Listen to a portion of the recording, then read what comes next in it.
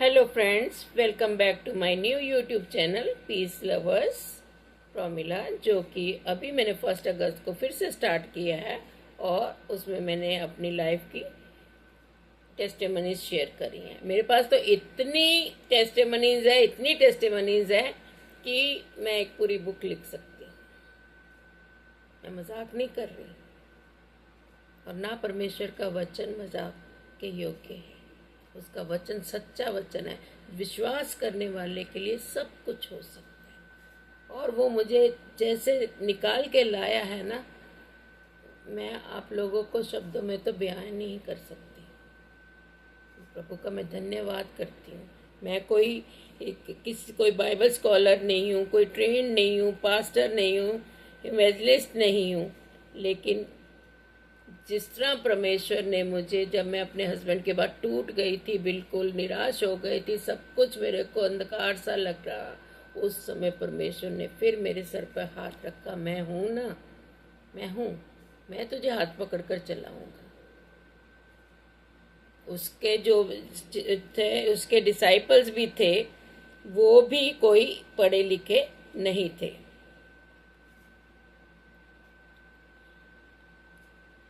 उन्होंने क्या है, लेकिन परमेश्वर किसी ने उसको, स्कॉलर्स को, इंटेलिजेंट और ज़्यादा पढ़े लिखों को नहीं चुनता। वो उसने तो इस धरती के मूर्खों को चुना कि ज्ञान वालों को लज्जित करें। तो परमेश्वर तो जो पिसे हुए लोग हैं, उनके लिए उसने अपने बेटे को भेजा था। मैं भी टीचिंग प्रोफेशन में रही हूँ, और सब कोई है, क्रीम चाहता है, ब्रिलियंट बच्चे चाहता है। अरे ब्रिलियंट बच्चे तो खुद भी पढ़ लेंगे, पेरेंट्स भी वो करते हैं, लेकिन जो बेचारे जिनको नहीं समझ आता, वो कहाँ जाएंगे। परमेश्वर ने भी ऐसे लोगों से प्रेम किया, कुटे हुए पिसे हुए लोगों से प्रेम किया। तो वो ही हमारा परमेश्वर का वचन हमें सिखाता है। मोजिस था, मोजिस ने भी कहा कि मैं तो इस लायक नहीं हूँ कि मैं कैसे मतलब मैं वो करूँगा, लोगों को हील करूँगा, या मैं कैसे, मुझे तो कुछ पता ही नहीं है मैं क्या करूँ। तो परमेश्वर ने कहा, मैं तेरी मदद करूँगा बोलने में, और मैं तुम्हें सिखाऊंगा कि क्या कहना है। क्योंकि वो थोड़ा सा हकलाते थे मोजिस, तो वो कहते थे मैं तो ठीक से बोल भी नहीं पाता हूँ, तो मैं कैसे करूँगा। परमेश्वर ने कहा, मैं तुझे वचन दूंगा। और आज परमेश्वर ने मुझे भी वचन दिया। मैंने कोई बाइबल ट्रेनिंग, कोई सेमिनरी कुछ नहीं किया, लेकिन वो मुझे ऐसे हालातों में उसने मुझे स्ट्रांग बनाया है, और मुझे इस योग्य बनाया है कि मैं बहुत देरों के लिए आशीष का कारण बन सकूं। मेरे जीवन का खुद का भी यही मकसद है। मैंने खुद भी यही रास्ता चुना है कि परमेश्वर का कोई मकसद है। मुझे इतनी जगह मुझे बचाता हुआ लाया, उसने मुझे जीवन दान दी है, तो मैं उसके जो उसका पर्पज़ है मेरे जीवन में, मैं उसको पूरा करूँगी। मैं पैसे के पीछे नहीं भागूंगी। उसने हमें, जैसे उसका पतरस था जो उसका चेला था, तो वो जब मछली पकड़ रहा था तो मछली जाल में नहीं आ रही थी, तो उसने प्रभु यीशु मसीह ने कहा ना, इस तरफ जाल डालो, तो इतनी मछली आई। तो फिर प्रभु यीशु मसीह ने उसे कहा था, मैं तुझे मनुष्यों का चरवाहा बनाऊंगा, मछली पकड़ने वाला नहीं, मैं तुझे मनुष्यों का मछुआरा बनाऊंगा। तो और उसको उसने बनाया। पौलुस जो था, जो परमेश्वर ने उसे कहा था, हे शाऊल मुझे क्यों सताता है, वो परमेश्वर के राज्य में लोगों को वो करता था, लेकिन वो जानता था कि कोई परमेश्वर है। जब प्रभु यीशु मसीह ने परमेश्वर ने उसको कहा, हे शाऊल, तो उसने कहा, हाँ बोल, मैं यहाँ हूँ पिता। वो जानता था कि ये परमेश्वर है, और उसका जीवन पलट गया। और सबसे ज़्यादा न्यू टेस्टामेंट में उसकी पुस्तकें हैं, 13 लेटर्स लिखे हैं पौलुस ने। तो हमारा परमेश्वर ऐसा परमेश्वर है, उसने ऐसे लोगों को चुना है। और मैं भी एक छोटी सी आपके सामने उसकी एक चुनी हुई पात्र हूँ। और मैं कोशिश कर रही हूँ कि मैं उसके वचन को लोगों तक पहुँचाऊँ। जो मेरे जैसे लोग हैं, जो टूटे हुए हैं, जिनको समझ नहीं आता कहाँ क्या करें, उनके लिए मैं एक आशीष का कारण बन सकूं। जैसे मुझे प्रभु यीशु मसीह ने थामा है, तो मैं भी उसके काम को कर सकूं, क्योंकि उसने कहा तुम उसकी चलती फिरती पत्रियां हो। तो हमें उसके वचन को, उसके सुसमाचार को दुनिया के कोने कोने तक पहुंचाना है, क्योंकि वो नहीं चाहता कि एक भी रूह नाश हो, एक भी रूह नाश हो, क्योंकि उसने सबसे प्रेम किया। तो वो हमें मौके पे मौके दे रहा है, वो ग्रेस पीरियड है। तो आज चलिए इसी से संदर्भ में मैं आपके साथ साम चैप्टर 15 को शेयर करना चाहूंगी कि परमेश्वर के राज्य में कौन प्रवेश कर सकता है।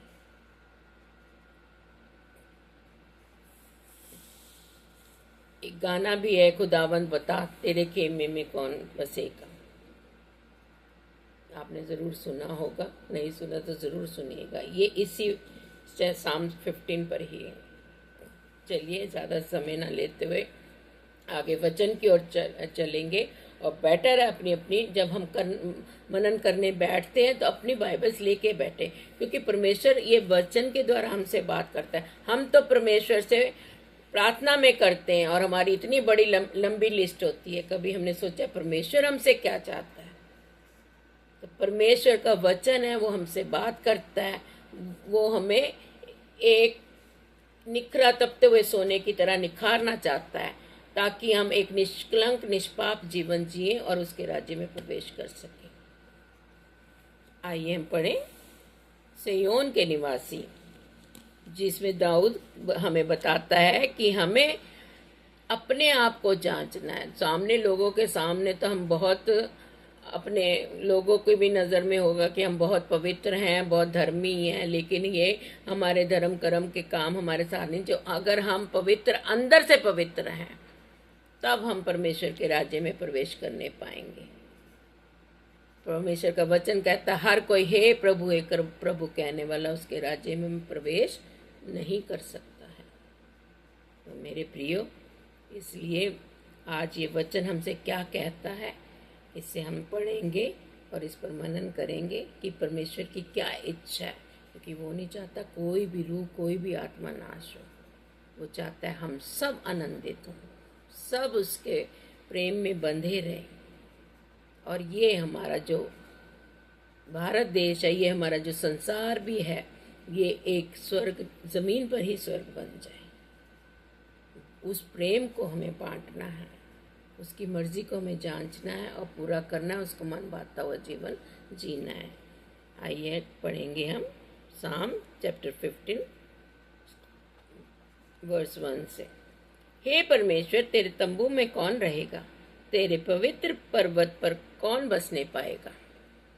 वह जो खराई से चलता और धर्म के काम करता है और हृदय से सच बोलता है, जो अपनी जीभ से निंदा नहीं करता और ना अपने मित्र की बुराई करता और ना अपने पड़ोसी की निंदा सुनता है।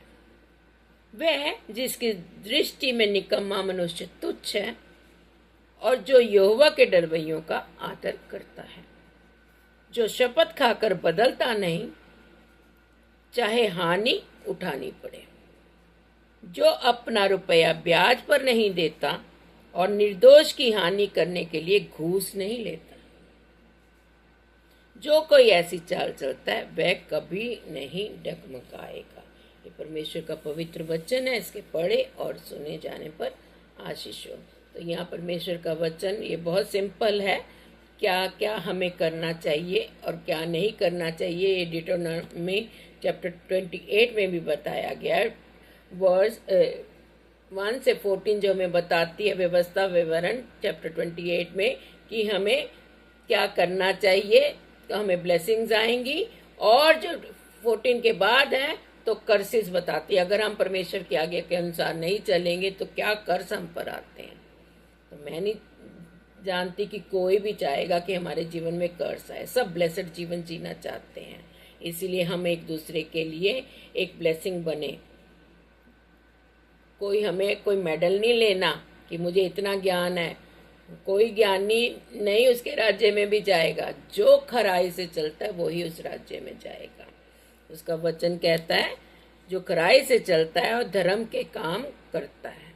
धर्म के काम करना परमेश्वर के भय में सबसे बड़ी बात है। परमेश्वर के भय में चलना, उसके आज्ञाकारिता में चलना है। वो हमसे क्या चाहता है, वो हमसे क्या चाहता है, हमें वैसा करना है। बाकी चीजें तो फिर हमें स्वयं मिल जाएंगी। अगर हम ओबीडियंट हैं, ओबीडियंस में चलते हैं, तो सारी चीजें हमें स्वयं मिल जाएंगी। और हृदय से सच बोलता है, जो इंसान हृदय से सच बोलता है, क्योंकि परमेश्वर हृदयों का जांचने वाला परमेश्वर है। आज हम एक मुखौटा पहने हैं, बाहर हम कुछ हैं, अंदर हम कुछ हैं। अरे कोई हमें नहीं, कोई घर पे आता है तो उसको हम बाहर से इतना अच्छा वेलकम करेंगे, लेकिन अंदर से कहेंगे अरे यार ये कहाँ आ गया, क्या है। ऐसे आज दिखावे की दुनिया है। क्यों? क्योंकि ये अंत का समय है और दुष्ट ने अपना जाल फैला रखा है। हर एक जन को निगलना चाहता है। ये क्या हो रहा है आजकल? One government, one currency, chip, ये सब शैतानी वो हैं। ये इस वचन में पहले से ही लिखा हुआ है। जो आज हो रहा है, ये अंत के दिनों की बातें हो रही हैं, लेकिन हमारे लोगों की आंखें नहीं खुल रही हैं। जबकि न्यूज़ में भी बताया जा रहा है, साइंटिस्ट भी इस बात को मान गए हैं जो बाइबल में लिखे गए हैं, लेकिन फिर भी लोगों की आंखों पे अंधकार की शक्तियों का पर्दा पड़ा हुआ है। हमें कैसा जीवन जीना है, हमें अपने अंदर को जांचना है, ताकि हमसे कोई भूल कर भी कोई गलती ना हो।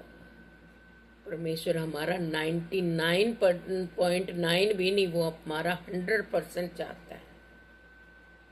ये नहीं है चलो झूठ भी बोल लें और ये भी कर लें वो भी कर लें। दो रास्तों में हम नहीं चल सकते, एक रास्ता हमें चुनना है। या चौड़े मार्ग में चलिए जहाँ सारी संसारिकता की चीज़ें हैं, या फिर वो सकरे मार्ग में जहाँ चाहे हम अकेले हैं, लेकिन परमेश्वर हमारे साथ है, हमें अनंत काल का जीवन मिलेगा। आगे चलेंगे। जो अपनी जीभ को से निंदा नहीं करता और ना अपने मित्र की बुराई करता है और ना अपने पड़ोसी की निंदा सुनता है, तो कैसा मनुष्य परमेश्वर के योग्य है? जो अपनी जीभ से निंदा नहीं करता। सबसे बड़ी जो है हमारी जुबान है, यही ब्लेसिंग्स देती है, यही कर्ज देती है। क्या आप एक सोते से आप मुझे बताइए खारा पानी भी और मीठा पानी भी ले सकते हैं? नहीं ना। तो अगर खारे पानी का सोता है तो खारा ही देगा, मीठा नहीं देगा, और मीठे पानी का सोता है तो मीठा ही पानी देगा। तो आप और हमें आज अपने आप को जांचना है कि हमें एक ब्लेसेड जीवन जीना है या एक कर्ज का जीवन जीना है। ये हमारी जुबान है, इसका बहुत सोच समझ कर इस्तेमाल करना है। बेटर है, परमेश्वर का वचन कहते हैं चुप रहो।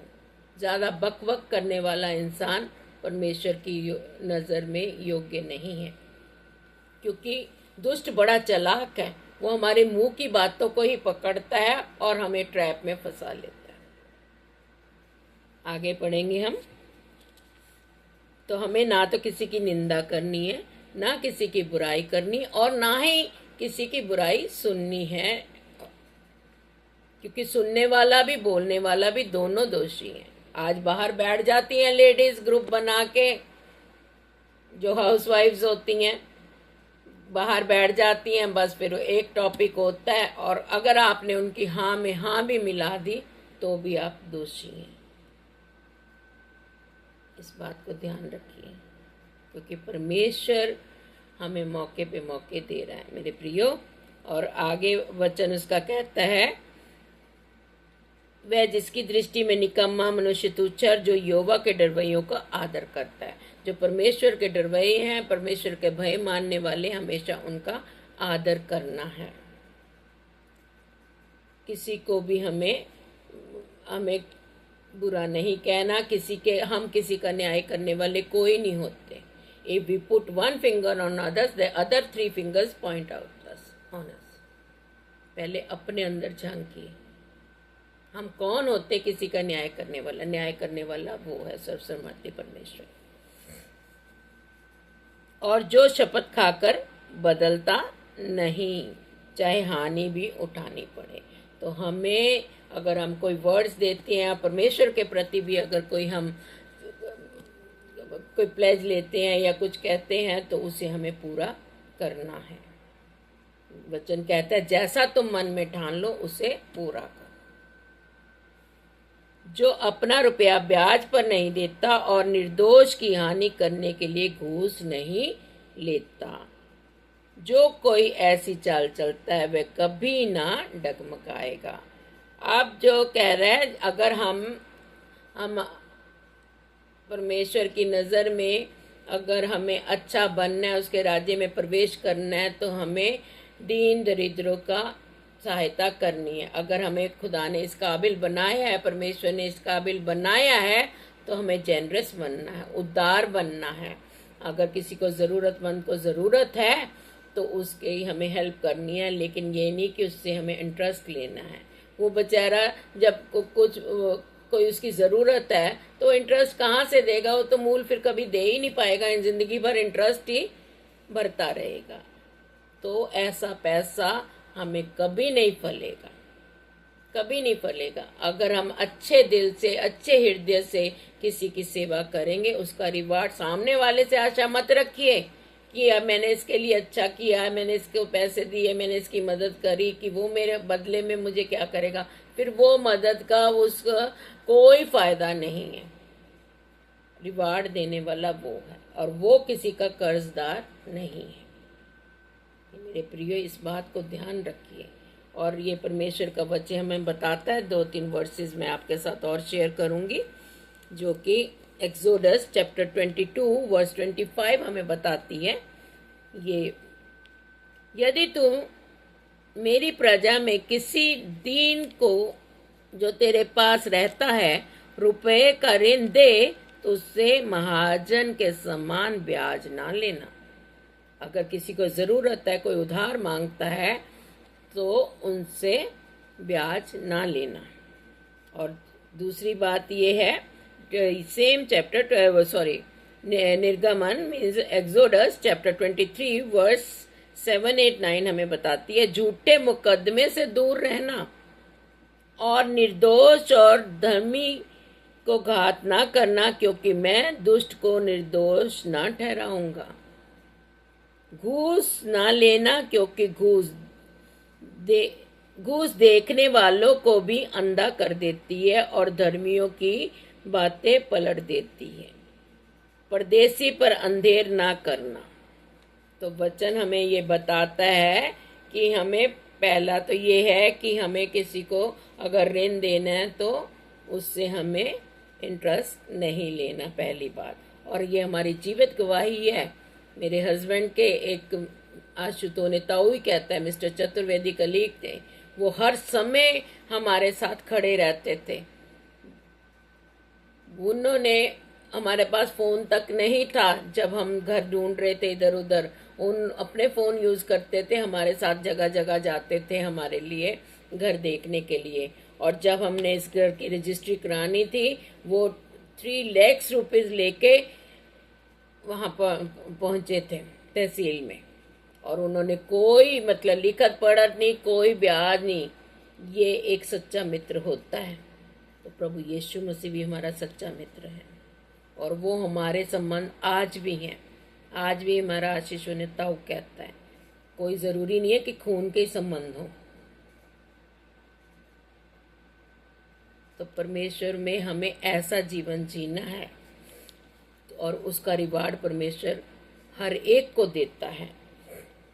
हमें किसी को भी, निर्दोष को किसी पर भी हमें मुकदमा नहीं ठहराना। जैसे कि हमारे लिए एप्लीकेशन, मेरे बेटे ने एक लेडी जो घर में घुसी अनजान लेटी, उसे कहा आप जाइए, आप गेट खोल के कैसे आ गई, मैंने पिछली अपनी टेस्टिमनी में शेयर किया है। तो वो अगले दिन पुलिस भेज दी। क्यों? क्योंकि वो किसी पुलिस वालों की रिलेटिव थी।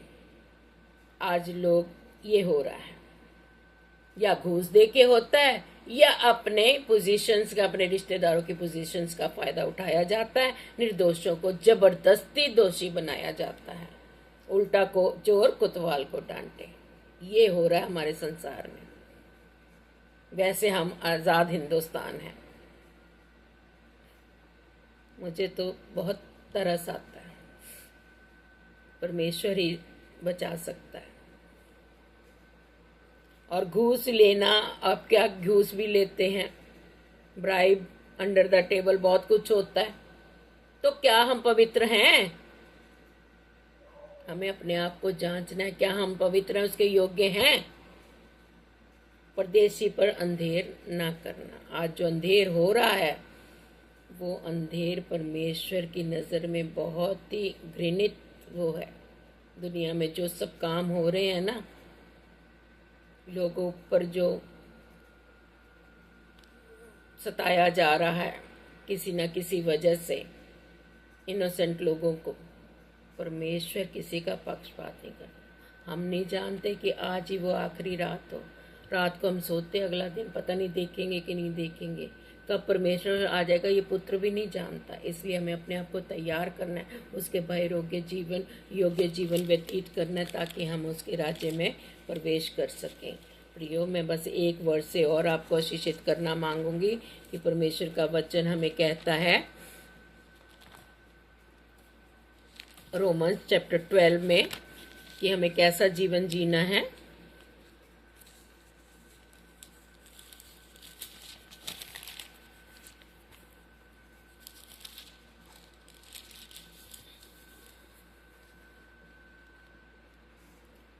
रोमन्स चैप्टर 12 वर्स 1, इसलिए हे भाइयों, मैं तुमसे परमेश्वर की दया स्मरण दिलाकर विनती करता हूँ। ये रोमन्स में कहा गया है, इसलिए मैं तुमसे परमेश्वर की दया दिलाकर विनती कर रहा है। लिखने वाला इसमें बोल रहा है, मतलब रिक्वेस्ट कर रहा है परमेश्वर के नाम से कि अपने शरीरों को जीविता और पवित्र और परमेश्वर का भावता और बलिदान करके चढ़ाओ। यही तुम्हारी आत्मिक सेवा है।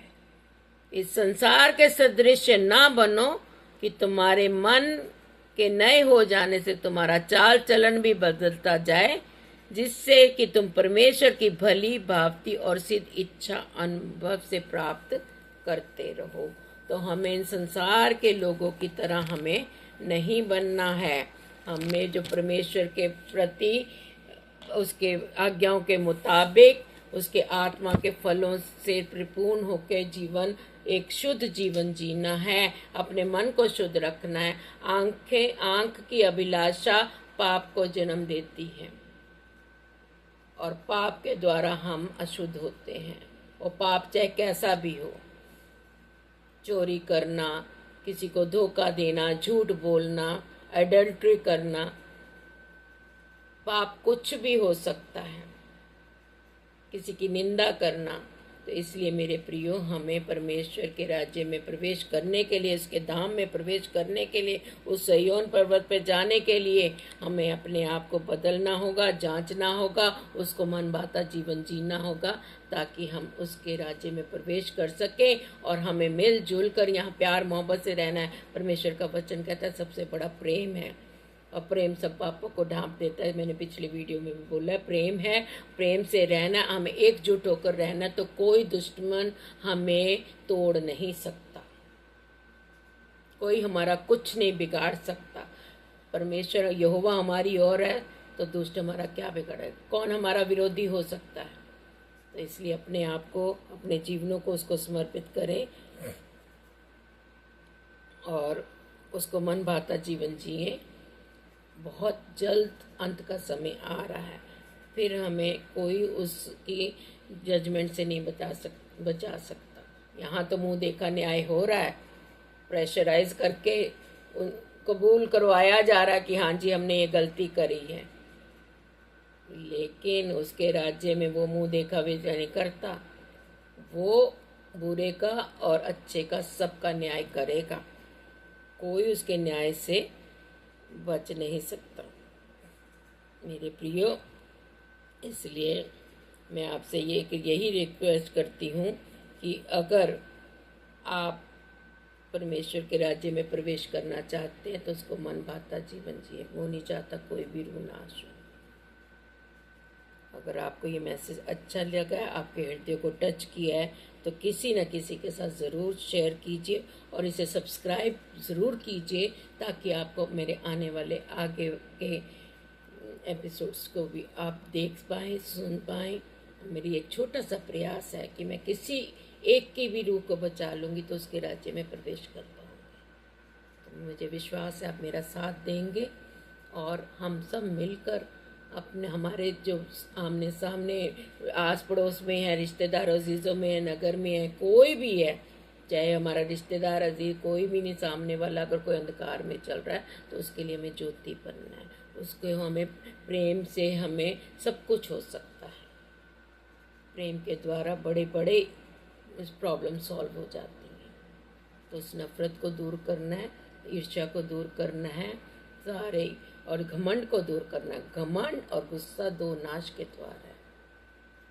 तो फिर परमेश्वर के न्याय से कोई नहीं बच सकता। और मैं विश्वास करती हूँ आपको ये वचन समझ आया होगा। और मैंने कुछ किसी के भी हार्ट करने वाली बात बोली तो मैं माफ़ी चाहती हूँ, क्योंकि मैं कोई ज्ञानी ध्यानी नहीं हूँ। जो परमेश्वर ने मुझसे बुलवाया, और ना मैंने कोई प्रिपेयर किया, जो परमेश्वर ने वचन पढ़ के मुझसे बुलवाया मैंने बोल दिया। Thank you, God bless you.